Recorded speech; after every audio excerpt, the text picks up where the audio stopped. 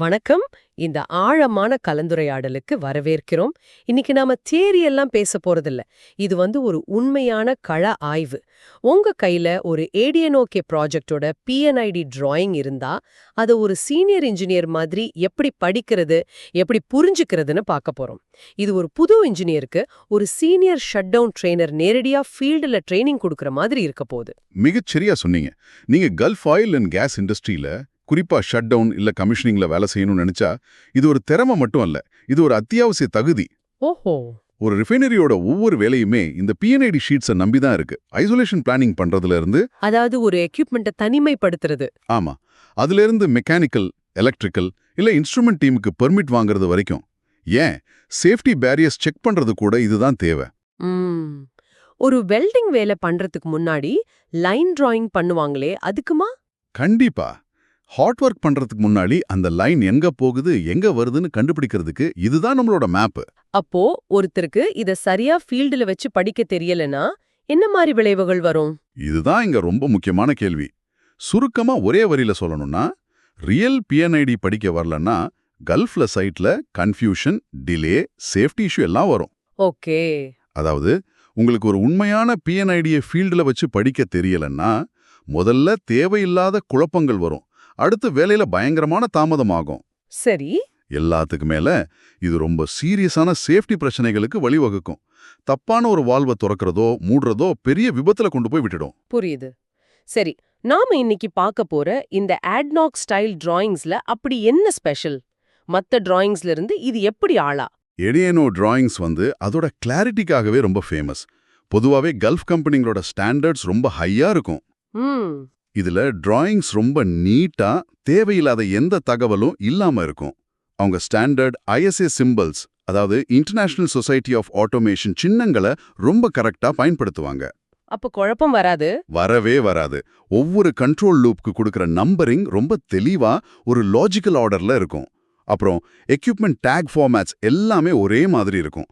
இது ஃபீல்டா வேலை செய்யறவங்களுக்கு வேலையை ரொம்ப சுலபமாக்கும். அருமை. சரி, நாம நேரடியா விஷயத்துக்குள்ள போயிடலாம். இந்த டிராயிங்ல ப்ராசஸ் ஃப்ளோவை ஃபாலோ பண்ணி போலாம். முதல்ல நாம பார்க்குற எக்யூப்மெண்ட் பம்ப் P1018A. இந்த டேக் நம்பரை நாம எப்படி பிரிச்சு புரிஞ்சுக்கிறது? இதை நம்ம அனலைஸ் பண்ணலாம். பீன்ற எழுத்து பம்பை குறிக்குது. ஓகே. P for pump. ஆமா. 101 இந்த கண்ட்ரோல் லூப்போட யுனிக் நம்பர். இந்த லூப்ல வர டிரான்ஸ்மிட்டர், கண்ட்ரோலர், வால்வ் எல்லாத்துக்குமே இந்த 101 நம்பர் பொதுவா இருக்கும். சரி, அப்போ கடைசியா இருக்கிற அந்த ஏக்கு என்ன அர்த்தம்? அதுதான் இங்க ரொம்ப முக்கியமான தகவல். ஏ இது ஒரு ஸ்டாண்ட் பை பம்ப்னு குறிக்குது. ஸ்டாண்ட் பை, அதாவது ஸ்பேர் பம்ப் மாதிரி. கரெக்ட். ஃபீல்டுல நீங்க P101ம் P101Aவும் பக்கத்துல இருக்கிறத பாப்பீங்க. மெயின் பம்ப்ல ஏதாவது பிரச்சனைன்னா ஆபரேட்டர் உடனே இதை ஆன் பண்ணும். ஆர்டிஎன்ஓகேல பம்ப் டேக் P-101Aன்னு இருந்தா அது மெயின் பம்போட ஸ்டாண்ட் பை வெர்ஷன் அர்த்தம். ஓ. இந்த பம்ப் ஒரு சென்ட்ரிஃபியூகல் பம்ப். பிஎன்ஐடில பாத்தீங்கன்னா ஒரு சக்ஷன் லைன், ஒரு டிஸ்சார்ஜ் லைன் இருக்கும். ரெண்டு லைன்லயும் ஐசோலேஷன் வால்ஸ் இருக்கும். இந்த வால்ஸ் தான் ஷட் டவுன் அப்போ ஒரு மெயின்டெனன்ஸ் பிளானரோட முதல் கவனம். ஆமா, அதை வச்சுதான் லோட்டோ பண்ணுவாங்க. எக்ஸாக்ட்லி. பம்ப் ரிப்பேர் பண்ணணும்னா இந்த ரெண்டு வால்வையும் கரெக்டா கண்டுபிடிச்சு லோட்டோ போட்டு லாக் பண்ணணும். பிஎன்ஐடில இது தெளிவா இல்லைன்னா யோசிச்சு பாருங்க எவ்வளவு பெரிய சேஃப்டி பிரச்சனை வரும்னு. உண்மைதான். ஓகே, இப்போ பம்ப்ல இருந்து லிக்விட் நகர ஆரம்பிக்குது. டிராயிங் படி அது அடுத்து ஹீட் எக்ஸ்சேஞ்சருக்கு போகுது. அதோட டேக் நம்பர் E102. இதோட வேலை என்ன? ஹீட் எக்ஸ்சேஞ்சர் E102 பாருங்க. பம்ப்ல இருந்து வர்ற லிக்விட் ஒருவேளை ரொம்ப சூடா இருந்தா அடுத்த ப்ராசஸ்க்கு அது ஆபத்தா இருக்கலாம். அதனால அதோட டெம்பரேச்சரை கண்ட்ரோல் பண்றது தான் இதோட முதல் வேலை. கூல் பண்றதுக்கு இல்லனா சில சமயம் ஹீட் பண்றதுக்கு கூட. E102ல ஃப்ளூயிட் கூலர் ஹீட் ஆகும் பேஸ்ட் ஆன் ப்ராசஸ். ஒரு இன்ட்ரெஸ்டிங்கான விஷயம் என்னன்னா, சில சமயம் இந்த வெப்பமே வேற ஒரு லிக்விடை ஹீட் பண்ண யூஸ் ஆகும். இதுதான் எனர்ஜி சேவிங். சரி, இப்போ லிக்விட் சரியான டெம்பரேச்சருக்கு வந்தாச்சு. ஆனா அது சரியான அளவுல, சரியான வேகத்துல தான் அடுத்த ஸ்டேஜுக்கு போகுதான்னு எப்படி தெரியும்? இங்க தான் FT101 என்ற கருவி உள்ள வருதுன்னு நினைக்கிறேன். மிகச்சரி. FT101னா ஃப்ளோ டிரான்ஸ்மிட்டர். Fனா ஃப்ளோ, Tனா டிரான்ஸ்மிட்டர். இதோட வேலை பைப்லைன்ல போயிட்டு இருக்கிற லிக்விடோட ஃப்ளோ ரேட்டை அளக்கிறது. ம்.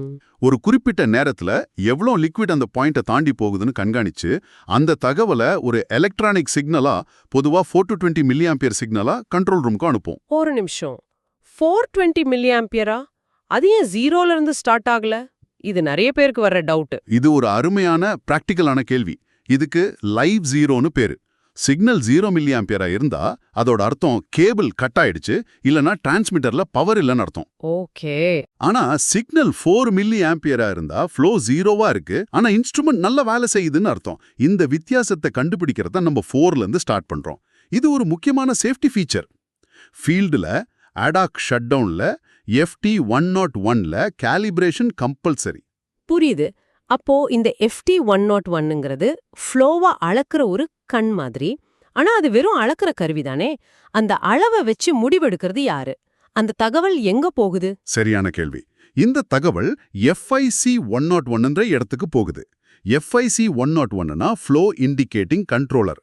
இதுதான் இந்த லூப்போட மூளை. மூளையா? ஆமா. கண்ட்ரோல் ரூம்ல இருக்கிற ஆபரேட்டர் ஃப்ளோ எவ்வளோ இருக்குன்னு ஸ்கிரீன்ல பார்க்கவும் முடியும், அதே சமயம் அதை கட்டுப்படுத்தவும் முடியும். அதனால தான் FICன்னு பேரு. ஓ. இத ஒரு கார் ஓட்டுறவரோட கம்பேர் பண்ணலாம். உங்க கண்கள் ரோட பார்த்து காரோட உண்மையான வேகத்தை ப்ராசஸ் வேல்யூ ஆர் PVய மூளைக்கு அனுப்புது. உங்க மூளையில நீங்க 80 கிலோமீட்டர் வேகத்துல போகணும்னு ஒரு செட் பாயிண்ட் இருக்கு. வேகம் 75 குறைஞ்சா மூளை ஒரு எரரை கண்டுபிடிச்சு உங்க காலுக்கு ஒரு கமாண்ட் அனுப்புது. அந்த கால் தான் ஆக்சிலரேட்டரை அழுத்தும். அப்போ இந்த லூப்ல அந்த ஆக்சிலரேட்டர் வேலையை செய்யறது இறுதி கட்டுப்பாட்டு கருவியான CV101. சரிதானே? மிகச்சரியா புரிஞ்சுக்கிட்டீங்க. CV101 வந்து கண்ட்ரோல் வால்வ். இதுதான் ஃபீல்டுல இருக்கிற உண்மையான கருவி. இந்த லூப்போட கைகள் இல்லனா கால்கள் மாதிரி. இது FIC கிட்ட இருந்து வர கமாண்ட வாங்கி ஃப்ளோவை சரி பண்றதுக்காக தன்னைத்தானே திறக்கும் இல்லனா மூடும். பொதுவா ADNOSல CV mostly pneumatic actuator with positioner இருக்கும். அதாவது காத்துல இயங்குற ஆக்சுவேட்டரும் பொசிஷனரும் இருக்கும். ஆமா, வால்வ் எவ்வளவு துல்லியமா திறந்திருக்குன்னு கன்ஃபார்ம் பண்றதுக்கு பொசிஷனர் ரொம்ப முக்கியம். இது கேட்கவே சுவாரஸ்யமா இருக்கு. அப்போ இந்த கண்ட்ரோல் வால்வு CV101 ஃபெயில் ஆயிட்டா முழு சிஸ்டமும் கண்ட்ரோல் இல்லாம போயிடுமா? அதுக்கு என்ன சேஃப்டி இருக்கு? இதுதான் ப்ராசஸ் சேஃப்டியோட ரொம்ப முக்கியமான ஒரு பகுதி. ஒவ்வொரு கண்ட்ரோல் வால்வும் ஃபெயில் சேஃப் லாஜிக்ல டிசைன் பண்ணிருப்பாங்க. Fail safe? ஆமா, அதாவது ஏதாவது கோளாறாய் சிக்னல் கட் ஆயிட்டா வால்வ் ஆட்டோமேட்டிக்கா முழுசா திறந்த நிலைமைக்கு போகணுமா, ஃபெயில் ஓப்பன், இல்ல மூணு நிலைமைக்கு போகணுமா, ஃபெயில் க்ளோஸ்ங்கிறது ப்ராசஸோட சேஃப்டியை பொறுத்து முன்னாடியே முடிவு பண்ணிருப்பாங்க. ஓ. ஒரு தடவை ஒரு கமிஷனிங் அப்போ ஒரு CV வால்வை தப்பா ஃபெயில் ஓப்பனா டிசைன் பண்ணியிருந்தாங்க. சிக்னல் கட் ஆனதும் அது ஃபுல்லா ஓப்பன் ஆகி ஒரு பெரிய டேங்க் ஒரே மணி நேரத்துல ஓவர்ஃப்ளோ ஆயிடுச்சு. சின்னதா தெரியற ஒரு PID டீடைல் எவ்வளோ பெரிய பிரச்சனையை உருவாக்கும்னு அது ஒரு பாடம். இது ஒரு பவர்ஃபுல்லான உதாரணம். சரி, இந்த நீண்ட பயணத்தோட இறுதியில இந்த கண்ட்ரோல் பண்ணப்பட்ட ஃப்ளோ எங்க போய் சேருது? கடைசியா இந்த கண்ட்ரோல்டு ஃப்ளோன்னு V103ன்ற வெசல அடையுது. V103 வந்து ஒரு ஸ்டோரேஜ் இல்லனா செப்பரேஷன் வெசல். நம்ம கண்ட்ரோல் வால்வை தாண்டி வர ஃப்ளோ இங்க வந்து சேரும். இது அடுத்த ப்ராசஸ்க்கு தயாராகலாம், இல்லனா இங்க சில பிரித்தல் வேலைகள் நடக்கலாம்.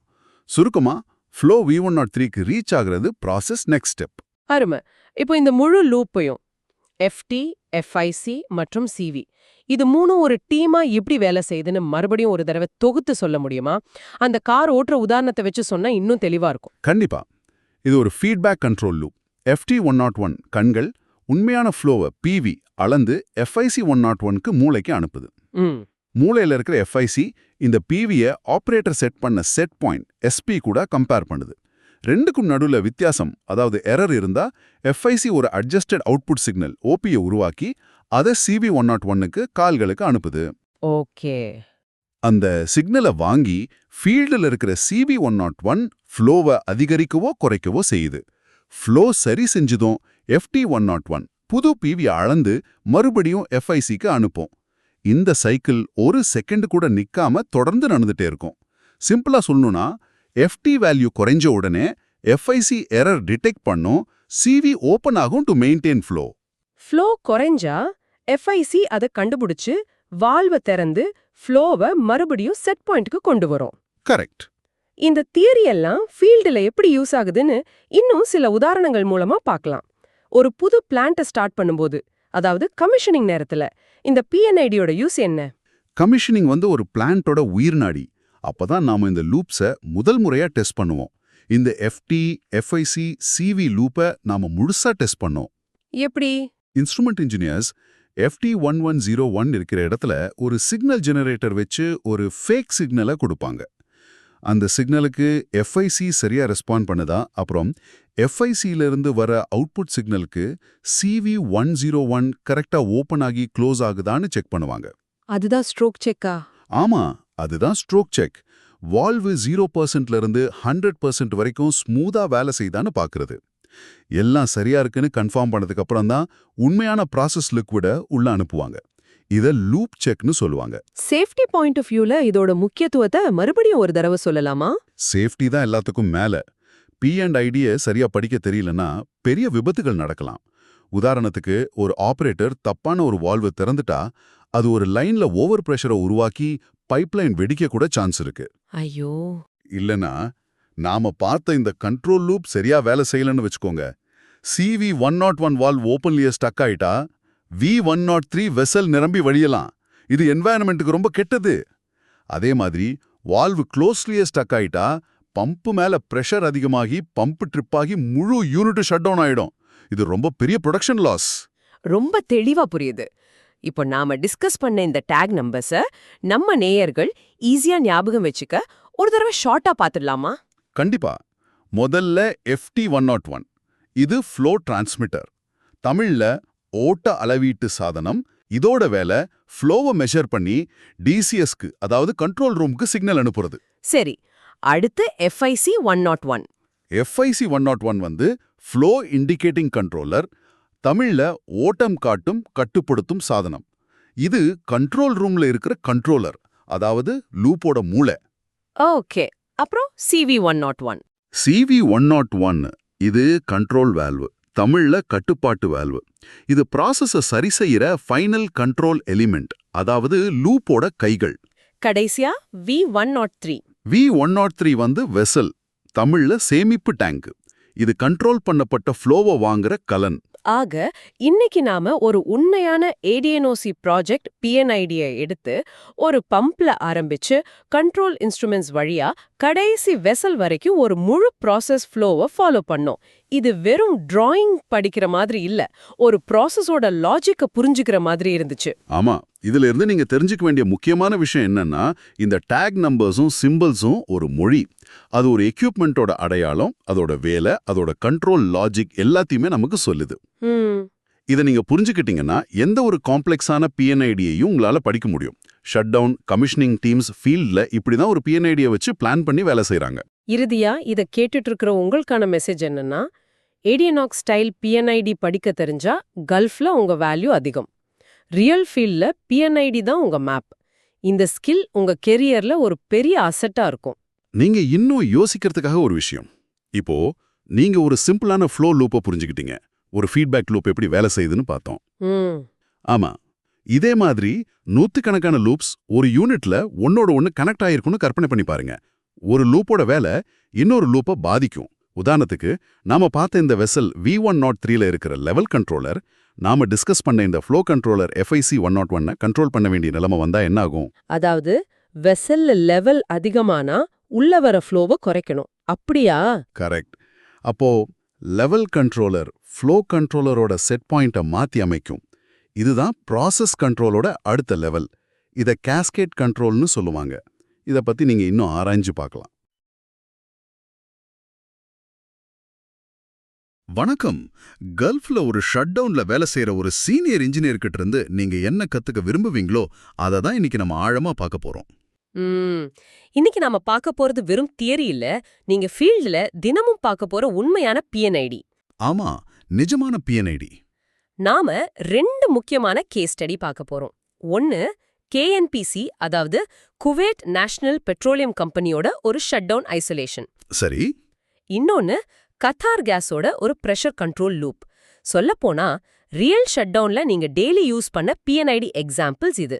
இத சரியா புரிஞ்சுக்கிட்டீங்கன்னா ஃபீல்டுல வேலை செய்யறது ரொம்ப சுலபமா இருக்கும். கரெக்டா சொன்னீங்க.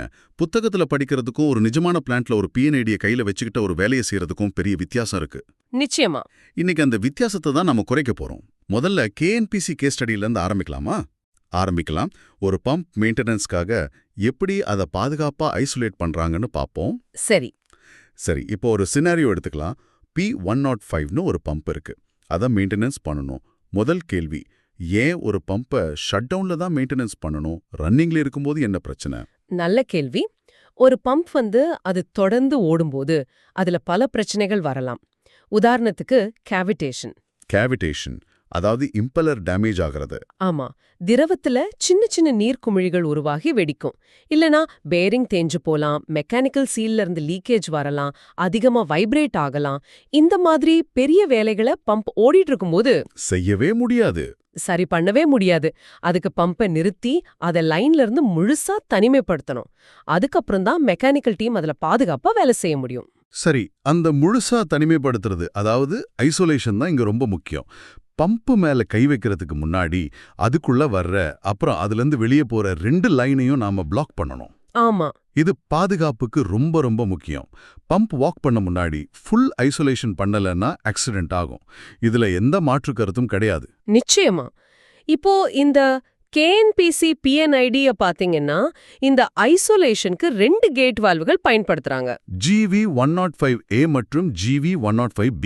ஆமா, GV105A மற்றும் GV105B. எதுக்கு கேட் வால்வுன்னு ஒரு கேள்வி வரலாம். ஏன்னா கேட் வால்வோட வேலை ஒன்னு முழுசா திறக்கிறது, இல்லன்னா முழுசா மூடுறது. த்ராட்லிங், அதாவது ஃப்ளோவை கண்ட்ரோல் பண்றதுக்கு இது சரி வராது. ஆமா. ஐசோலேஷனுக்கு நமக்கு தேவையானது 100% பாசிட்டிவ் ஐசோலேஷன். அதுக்கு கேட் வால்வ் தான் சரியானது. அப்போ இங்க நாம பார்க்க வேண்டிய விஷயம் வெறும் 2 வால்வ்கள் இல்ல, அதுக்கு பின்னால இருக்கிற சேஃப்டி பிலாசபி, அதாவது ரிடண்டன்சி. ஒருவேளை ஒரு வால்வ் லீக் ஆனா கூட இன்னொரு வால்வு பாதுகாப்பை உறுதி செய்யும். ஆமா, அதுதான் பிளான்ட் டிசைன்ல இருக்கிற அடிப்படை பாதுகாப்பு விதியா. மிகச்சரியா சொன்னீங்க. அதுதான் காரணம். GV105A பம்போட சக்ஷன் சைடுல, அதாவது பம்ப்குள்ள திரவம் வர்ற லைன்ல இருக்கு. GV105B டிஸ்சார்ஜ் சைடுல, வெளியே போற லைன்ல. ஆமா, பம்ப்ல இருந்து திரவம் வெளியே போற லைன்ல இருக்கு. 2 பக்கமும் மூடுனாதான் பம்ப் முழுசா தனிமைப்படுத்தப்படும். GV105A suction side, GV105B discharge side, ரெண்டுமே க்ளோஸ் பண்ணினாதான் பம்ப் சேஃப். இந்த வால்வுகளை மூடிட்டோன்னு எப்படி ஒரு டெக்னீஷியன் உறுதி செய்வா? ஃபீல்ட்ல போய் கண்ணால பாக்குறது மட்டும்தானா, இல்ல வேற ஏதாவது ப்ரொசீஜர் இருக்கா? 2 முக்கியமான வழி இருக்கு. ஒன்னு, நீங்க சொன்ன மாதிரி ஃபீல்டுக்கு நேரடியா போய் அந்த வால்வோட ஹேண்டில் சரியான பொசிஷன்ல இருக்கான்னு பார்க்கணும்.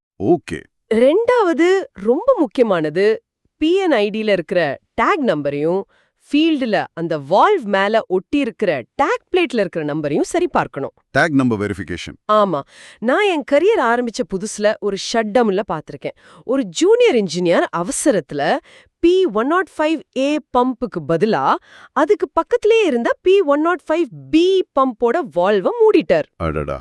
2 பம்பும் பக்கத்துல இருந்துச்சு. டேக் நம்பர் மட்டும்தான் வித்தியாசம். அது ஒரு சின்ன கவனக்குறைவு தான், ஆனா பெரிய விபத்துல முடிஞ்சிருக்க வேண்டியது. அன்றில இருந்து டேக் நம்பர் வெரிஃபிகேஷன்ல நான் ரொம்ப கண்டிப்பா இருப்பேன். இது ஒரு அருமையான பாடம். வால்வ மூடி டேக் நம்பரையும் சரி பார்த்தாச்சு. அடுத்து என்ன? இப்போதான் லோட்டோ, அதாவது லாக் அவுட் டேக் அவுட் வருது. இது வெறும் ஒரு ப்ரொசீஜர் இல்ல, இது ஒரு உயிர் காக்கும் நடைமுறைன்னு சொல்லுவாங்க. அதை கொஞ்சம் விளக்க முடியுமா? கண்டிப்பா. லாட்டோன்றது ஒரு பிசிக்கல் கம்யூனிகேஷன் டூல். அதாவது நாம ஒருத்தரோட ஒருத்தர் பேசிக்காமலேயே ஒரு செய்தியை பரிமாறிக்கிற மாதிரி. ஒரு சிக்னல் மாதிரி. ஆமா, ஒரு உபகரணத்துல வேலை நடக்குது, இதை யாரும் தவறுதலா ஆன் பண்ணிடாதீங்கன்னு எல்லாருக்கும் தெரியப்படுத்துறது தான் லாட்டோவோட நோக்கம். பிஎன்ஐல பாத்தீங்கன்னா அந்த வால்வுக்கு பக்கத்துல ஒரு பூட்டு மாதிரி ஒரு சின்னம் இருக்கும். அதுதான் லாட்டோ புள்ளி. அங்கதான் டெக்னீஷியன் தன்னோட தனிப்பட்ட பூட்டை போட்டு பூட்டணும். ஒரு நிமிஷம், தனிப்பட்ட பூட்டுன்னு சொல்லிங்க. அப்போ ஒவ்வொரு டெக்னீஷியனுக்கும் ஒரு பூட்டு இருக்குமா? ஒருவேளை அந்த டெக்னீஷியன் பூட்டை போட்டுட்டு உடம்பு சரியில்லாம வீட்டுக்கு போயிட்டா என்ன ஆகும்? அந்த பம்பை திரும்பவும் சர்வீஸ்ல எடுக்க முடியாதா? ரொம்ப நடைமுறையான கேள்வி. ஆமா, ஒவ்வொருத்தருக்கும் தனிப்பட்ட பூட்டு இருக்கும். நீங்க சொன்ன மாதிரி ஒரு சூழல் வந்தா அதுக்குன்னு ஒரு ப்ரொசீஜர் இருக்கு. ஷிஃப்ட் சூப்பர்வைசர், சேஃப்டி ஆஃபீஸர் எல்லாரும் ஒரு ஆத்தரைசேஷனோட தான் அதை உடைப்பாங்க. விட்டு அதுக்கப்புறம் தானே அந்த பூட்டை உடைப்பாங்க. இது ஒரு பெரிய விஷயம். அதனால லோட்டோ விஷயத்துல கேஎன்பிசி, கத்தார் கேஸ் மாதிரி நிறுவனங்கள் ரொம்ப ரொம்ப கண்டிப்பா இருப்பாங்க. அப்போ லோட்டோ போடாம பம்பை ஓபன் பண்ணக்கூடாது. பிஎன்ஐடியில சிம்பிள் பார்த்து தான் கன்ஃபார்ம் பண்ணுவாங்க. கரெக்ட். பெர்மிட் வாங்க போகும்போது உங்க பிஎன்ஐடியில மார்க் பண்ண லோட்டோ பாயிண்ட்ஸ்ல எல்லாம் லாக் போட்டாச்சான்னு சூப்பர்வைசர் செக் பண்ணுவார். அதுக்கப்புறம் தான் வேலைக்கான அனுமதி கிடைக்கும். சரி, இப்போ ஒரு நிஜமான ஷட் டவுன்ல ஒரு டெக்னீஷியனோட வேலை எப்படி இருக்கும்னு படிப்படியா பார்க்கலாம். இது உங்களுக்கு ஃபீல்டுல ரொம்ப உதவியா இருக்கும். சரி, முதல்ல சூப்பர்வைசர் அந்த டெக்னீஷியன் கிட்ட பிஎன்ஐடிய கொடுத்து P105 பம்பை மெயின்டெனன்ஸ்க்காக ஐசோலேட் பண்ணுங்கன்னு சொல்வார். அந்த டெக்னீஷியன் முதல்ல பிஎன்ஐடியை எடுத்து P105 பம்ப் எங்க இருக்கு, அதை ஐசோலேட் பண்ண வேண்டிய வால்வுகள் GV105A, GV105B எங்க இருக்குன்னு கண்டுபிடிப்பார். டயக்ராம்ல பார்த்துட்டு. ஆமா. அடுத்து ஃபீல்டுக்கு போய் அந்த வால்வ்கள் நிஜமா எங்க இருக்குன்னு பாப்பார். பைப்லைன் மேல ஏறி சரியான இடத்துல இருக்கிற வால்வை கண்டுபிடிச்சு அது மேல இருக்கிற டேக் நம்பரை பிஎன்ஐடியோட ஒப்பிட்டு பார்ப்பார். ஆமா, இது GV105 தான் அப்படின்னு உறுதிப்படுத்துவார். உறுதிப்படுத்தினதுக்கு அப்புறம் 2 வால்வையும் முழுசா மூடுவார். மூடிட்டு தன்னோட தனிப்பட்ட லாக் எடுத்து அந்த வால்வோட ஹேண்டில்ல மாட்டி பூட்டிடுவார். ஆமா. கூடவே தன்னோட பெயர், டிபார்ட்மெண்ட் விவரங்கள் அடங்கின டேகையும் மாட்டிடுவார். இதுதான் லோட்டோ. இப்போ அந்த வால்வை அவரை தவிர வேற யாரும் திறக்க முடியாது. இது மெக்கானிக்கல் ஐசோலேஷன். கரெக்ட். இதே மாதிரி பம்போட மோட்டாருக்கு போற பவர் சப்ளையை கட் பண்ணி அந்த பிரேக்கர்லயும் எலக்ட்ரிக்கல் டீம் ஒரு லாக் போடுவாங்க. அது எலக்ட்ரிக்கல் ஐசோலேஷன். அடுத்தது ரொம்ப முக்கியமான படி. பம்புக்குள்ள ஏதாவது திரவம் அல்லது வாயு இன்னும் மாட்டியிருக்கலாம். அதை வெளியேற்றணும். Train and went. ஆமா. பிஎன்ஐடியில பாத்தீங்கன்னா பம்ப் கேசிங்ல ஒரு சின்ன வட்டம் போட்டு அதுல இருந்து ஒரு கோடு கீழ்ப்பக்கமா போகும். அதுதான் ட்ரெயின் புள்ளி. அதே மாதிரி ஒரு கோடு மேல் பக்கமா போனா அது வெண்ட் புள்ளி. ஓகே. டெக்னீஷியன் இந்த ட்ரெயின் மற்றும் வெண்ட் பாயிண்ட்டுகளை மெதுவா திறப்பார். உள்ள இருக்கிற திரவம் ட்ரெயின் வழியா வெளியேறிடும், வாயு வெண்ட் வழியா வெளியேறிடும். அப்போ வெண்ட், ட்ரெயின், லாட்டோ இது மூணும் ஷட் டவுன்ல லைஃப் சேவிங் கான்செப்ட்ஸ். இதுல ஏதாவது ஒன்ன மறந்தா கூட பெரிய ஆபத்து. நிச்சயமா. உதாரணத்துக்கு வெண்ட திறக்காம ஒரு வெசல்ல வேலை செய்ய ஆரம்பிச்சா உள்ள இருக்கிற பிரஷர் திடீர்னு வெளியே வந்து விபத்தை உருவாக்கலாம். கரெக்ட். ட்ரெயினை திறக்காம ஒரு பைப்லைனை பிரிச்சா உள்ள இருக்கிற சூடான ஹைட்ரோ கார்பன் திரவம் நம்ம மேல கொட்டி தீக்காயங்களை ஏற்படுத்தலாம். ஆமா. லாட்டோ இல்லாம இருந்தா கண்ட்ரோல் ரூம்ல இருந்து யாராவது தெரியாம அந்த மோட்டாரை ஆன் பண்ணிடலாம். இதுக்கு பேரு சடன் எனர்ஜைசேஷன். ஆமா. இந்த எல்லா ஆபத்துகள்ல இருந்தும் நம்ம காப்பாத்துறதுக்கு தான் பிஎன்ஐடியில இந்த பாதுகாப்பு புள்ளிகளை தெளிவா காட்டியிருக்காங்க. இப்போதான் அந்த பம்ப் 0 எனர்ஜி ஸ்டேட்டுக்கு வந்திருக்குன்னு அர்த்தம். அதாவது அதுக்குள்ள பிரஷரும் இல்ல, எந்த திரவமும் இல்ல, எலக்ட்ரிக்கல் பவரும் இல்ல. ஆமா. இப்போதான் அந்த பம்ப்ல மெக்கானிக்கல் டீம் வேலை செய்ய பாதுகாப்பானது. இந்த ஒவ்வொரு படியையும் சரியா செய்யறதுக்கு பிஎன்ஐடி ஒரு ரோட் மேப் மாதிரி உதவுது. அருமை. இப்போ ஒரு உபகரணத்தை எப்படி மெக்கானிக்கலா பாதுகாப்பா தனிமைப்படுத்துறதுன்னு பார்த்தோம். இது கதையை விட ஒரு பாதி தான். அந்த பம்ப் தானா இயங்கல. அது ஒரு பெரிய சிஸ்டத்தோட ஒரு பகுதி. ஆமா, அதை இயக்குறது, கட்டுப்படுத்துறது எல்லாமே இன்ஸ்ட்ருமெண்டேஷன். ஒரு பிளான்ட்டோட கண்கள், காதுகள், மூளை மாதிரி. அதை புரிஞ்சிக்க நாம குவைத்துல இருந்து கத்தாருக்கு போவோம். அங்க கத்தார் கேஸ்ல ஒரு பிரஷர் கண்ட்ரோல் லூப் எப்படி வேலை செய்யுதுன்னு பார்க்கலாம். ஒரு வெசல், அதாவது ஒரு பெரிய கொள்கலன் இருக்கு. அதுக்குள்ள ஒரு குறிப்பிட்ட பிரஷரை நாம மெயின்டைன் பண்ணணும். பிரஷர் அதிகமாக கூடாது, குறையவும் கூடாது. ஆமா. இந்த வேலையை செய்யறதுக்கு ஒரு கண்ட்ரோல் லூப் இருக்கு. இந்த லூப்னோது ஒரு தொடர்ச்சியான உரையாடல் மாதிரி. பிரஷர் எப்படி இருக்குன்னு வெசல் சொல்லிக்கிட்டே இருக்கும். அதுக்கு ஏத்த மாதிரி சிஸ்டம் தன்னை சரி பண்ணிக்கிட்டே இருக்கும். அப்படியா? அந்த உரையாடல்ல யார் யார் இருக்காங்க? P&IDல PT301, PIC301 மற்றும் PCV301ன்னு 3 கருவிகள் இருக்கு. இது எப்படி வேலை செய்யுது? ரொம்ப எளிமையான தர்க்கம்தான். இது ஒரு சங்கிலி தொடர் மாதிரி. முதல்ல PT301 பிரஷர் டிரான்ஸ்மிட்டர். ஆமா, பிரஷர் டிரான்ஸ்மிட்டர். இதுதான் இந்த லூப்போட கண்கள். இது வெசல்ல இருக்கிற பிரஷரை தொடர்ந்து அளந்து அதை ஒரு எலக்ட்ரிக்கல் சிக்னலா பொதுவா 4 to 20 மில்லி ஆம்பியர் மாத்தி அடுத்த கட்டத்துக்கு அனுப்புது. அடுத்த கட்டம் PIC301. இதுல Pனா பிரஷர், Iனா இண்டிகேட்டிங், Cனா கண்ட்ரோலர். இதுதான் அந்த லூப்போட மூளை. கரெக்ட். இதுதான் மூளை. இது டிரான்ஸ்மிட்டர் அனுப்பின சிக்னலை வாங்கி இப்போ பிரஷர் எவ்வளவு இருக்குன்னு புரிஞ்சுக்குது. இதுக்கு பேரு ப்ராசஸ் வேரியபிள், அதாவது PV. அப்புறம் நாம பிரஷர் இவ்ளோதான் இருக்கணும்னு செட் பண்ணி வச்சிருக்கிற மதிப்பீடு, அதாவது செட் பாயிண்ட் SP கூட இந்த PVய ஒப்பிட்டு பாக்குது. ஓகே, ஒரு கம்பேரிசன் நடக்குது. ஆமா, உதாரணத்துக்கு SP10 பார் ஆனா PV12 பாரா இருந்தா பிரஷர் அதிகமா இருக்குன்னு கண்ட்ரோலர் புரிஞ்சுக்குது, உடனே பிரஷரை குறைக்கணும்னு ஒரு முடிவெடுக்குது. அந்த முடிவை ஒரு அவுட்புட் சிக்னலா அடுத்த கருவிக்கு அனுப்புது. ஆமா, அந்த கடைசி கருவி PCV301, பிரஷர் கண்ட்ரோல் வால்வ். இதுதான் அந்த லூப்போட கைகள். மிகச்சரி. இது கண்ட்ரோலரோட கட்டளைய வாங்கி அதுக்கேத்த மாதிரி செயல்படுது. நம்ம உதாரணத்துல பிரஷர் அதிகமா இருக்கிறதுனால இந்த PCV கொஞ்சம் திறந்து அதிகப்படியான பிரஷரை வெளியேற்றி வெசல்ல இருக்கிற பிரஷரை திரும்பவும் 10 பாருக்கு கொண்டு வரும். சுருக்கமா PT மெஷர் பண்ணும், PIC கண்ட்ரோல் பண்ணும், PCV அட்ஜஸ்ட் பண்ணும். இதுதான் கிளாசிக் பிரஷர் லூப். இதுதான். ஆனா இதுல ஒரு முக்கியமான விஷயம் இருக்கு. ஹை பிரஷர்னா PCV துறக்குமா இல்ல மூடுமா அன்னது அந்த செயல்முறைய பொறுத்து மாறும். ஓ, ஃபெயில் ஓபன், ஃபெயில் க்ளோஸ் மாதிரி டிசைனை பொறுத்ததா?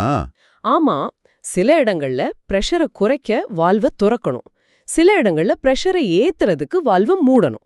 அது ஃபெயில் ஓபன் அல்லது ஃபெயில் க்ளோஸ் டிசைனை பொறுத்தது. ஆனா அடிப்படை தர்க்கம் இதுதான். லூப் பிரஷரை நிலையாக மெயின்டைன் பண்ணும். சரி, ஒரு ஷட் டவுன் சமயத்துல ஒரு இன்ஸ்ட்ருமெண்டேஷன் டெக்னீஷியன் இந்த லூப்ல என்ன வேலை செய்வார்?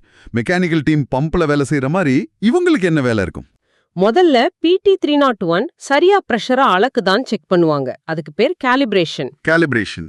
ஆமா, ஒரு பிரஷர் காலிப்ரேட்டரை வச்சு 5 பார் பிரஷர் கொடுத்தா அதுக்குண்டான மில்லி ஆம்பியர் சிக்னலே டிரான்ஸ்மிட்டர் அனுப்புதான்னு சரிபார்ப்பாங்க.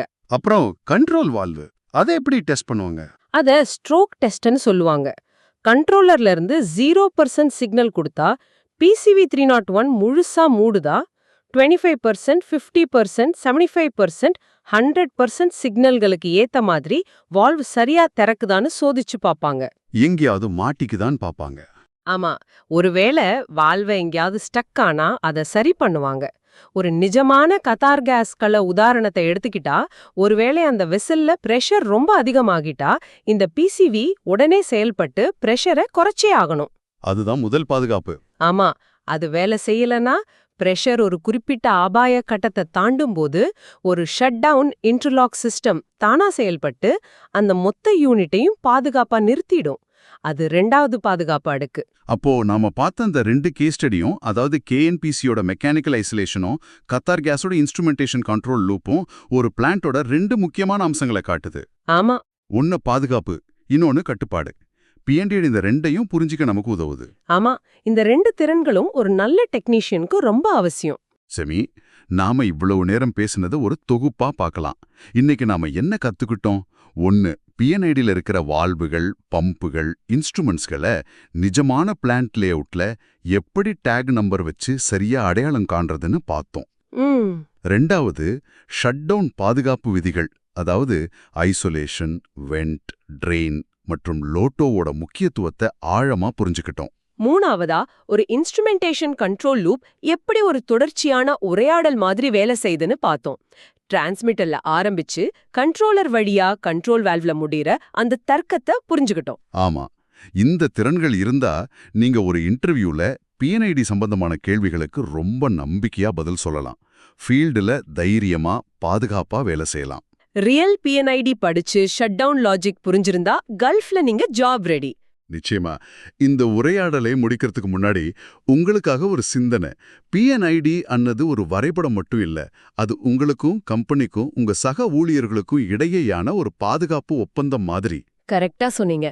நீங்க இதுவரைக்கும் பார்த்த PNIDல உங்களுக்கு முதல்ல புரியாம இருந்து அப்புறமா அதோட உண்மையான அர்த்தத்தை தெரிஞ்சுக்கிட்ட ஒரு சின்னம் எது? அது ஒரு வால்வா இருக்கலாம், ஒரு இன்ஸ்ட்ருமெண்டா இருக்கலாம். அதுக்கு பின்னாடி இருந்த கதை என்ன? யோசிச்சு பாருங்க. அந்த அனுபவம் உங்களுக்கு நிறைய கத்துக் கொடுத்துருக்கும்.